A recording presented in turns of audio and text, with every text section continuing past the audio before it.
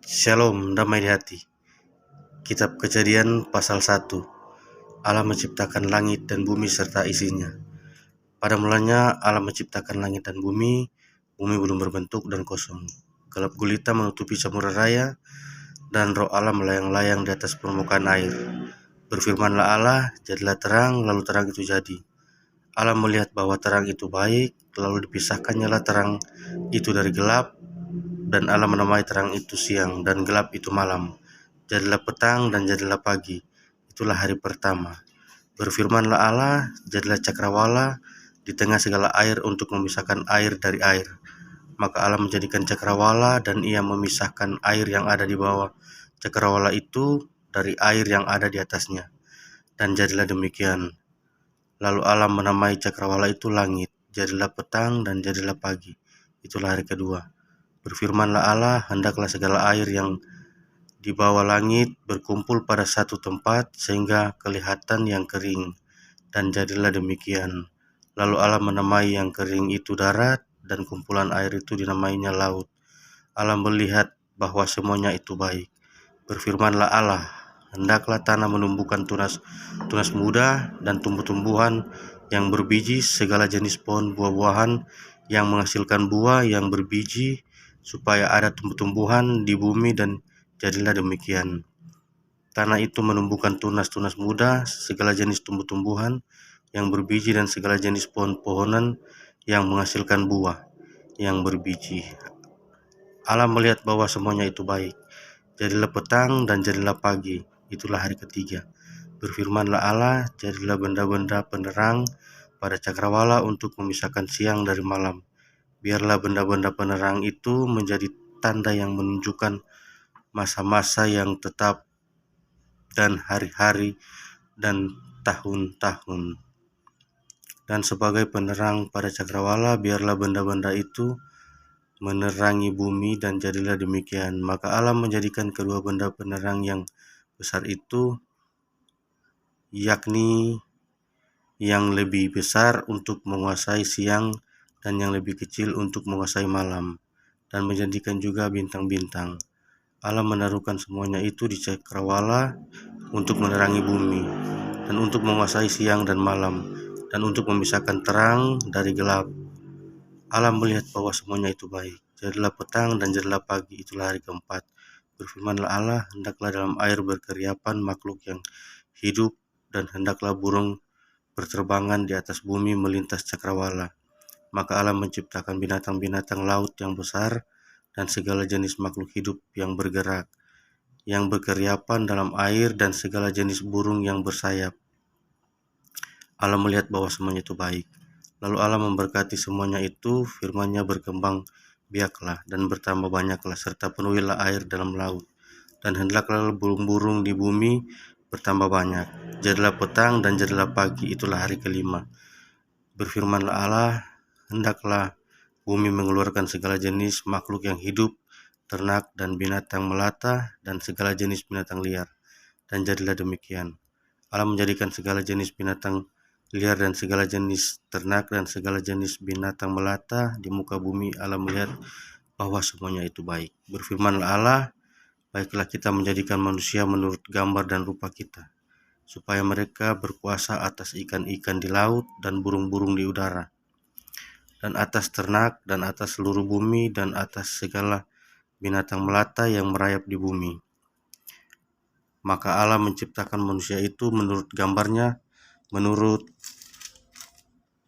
gambar Allah. Diciptakannya dia laki-laki dan perempuan, diciptakannya mereka. Allah memberkati mereka, lalu Allah berfirman kepada mereka, beranak cuculah dan bertambah banyaklah, penuhilah bumi dan taklukkanlah itu. Berkuasalah atas ikan-ikan di laut dan burung-burung di udara, dan atas segala binatang yang merayap di bumi. Berfirmanlah Allah, lihatlah aku memberikan kepadamu segala tumbuh-tumbuhan yang berbiji di seluruh bumi, dan segala pohon-pohonan yang buahnya berbiji, itulah akan menjadi makananmu. Tetapi kepada segala binatang di bumi dan segala burung di udara dan segala yang merayap di bumi dan bernyawa, kuberikan segala tumbuh-tumbuhan hijau menjadi makanannya. Dan jadilah demikian. Maka Allah melihat segala yang dijadikannya itu sungguh amat baik. Jadilah petang dan jadilah pagi, itulah hari ke-6. Demikianlah diselesaikan langit dan bumi dan segala isinya. Ketika Allah pada hari ke-7 telah menyelesaikan pekerjaan yang dibuatnya itu, berhentilah ia pada hari ke-7 dan segala pekerjaannya yang telah dibuatnya itu.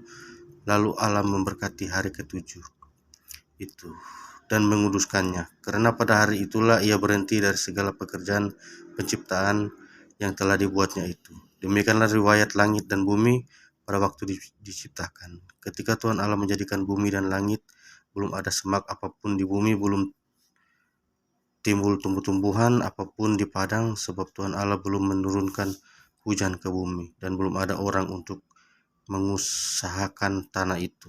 Tetapi ada kabut naik ke atas dari bumi dan membasahi seluruh permukaan bumi itu. Ketika itulah Tuhan Allah membentuk manusia itu dari debu tanah dan menghembuskan nafas hidup ke dalam hidungnya.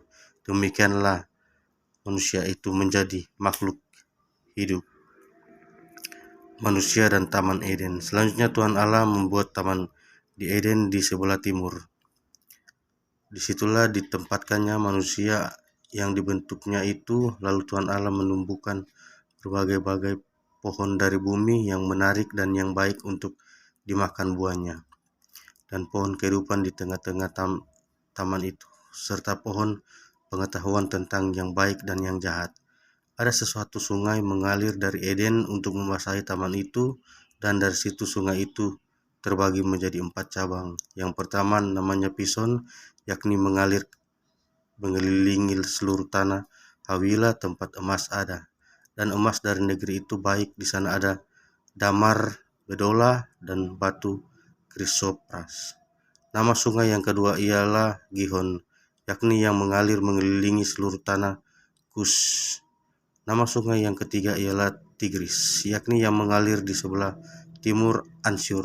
Dan sungai yang keempat ialah Efrat. Tuhan Allah mengambil manusia itu dan menempatkannya dalam Taman Eden untuk menguasakan dan memelihara taman itu. Lalu Tuhan Allah memberi perintah ini kepada manusia, semua pohon dalam taman ini boleh kau makan buahnya dengan bebas, tetapi pohon yang pengetahuan tentang yang baik dan yang jahat, itu janganlah kau makan buahnya, sebab pada hari engkau memakannya, pastilah engkau mati. Tuhan Allah berfirman, tidak baik kalau manusia itu seorang diri saja. Aku akan menjadikan penolongnya baginya, dan sepadan dengan dia. Lalu Tuhan Allah membentuknya dari tanah segala binatang hutan dan segala burung di udara.